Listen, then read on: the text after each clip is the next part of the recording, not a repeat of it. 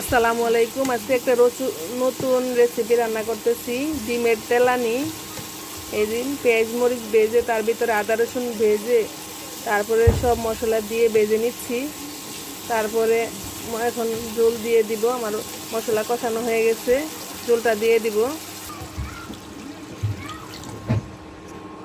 বরিশাল নাকি এভাবে রান্না করে খায়, কে কে খান অবশ্যই আমাকে জানাবেন।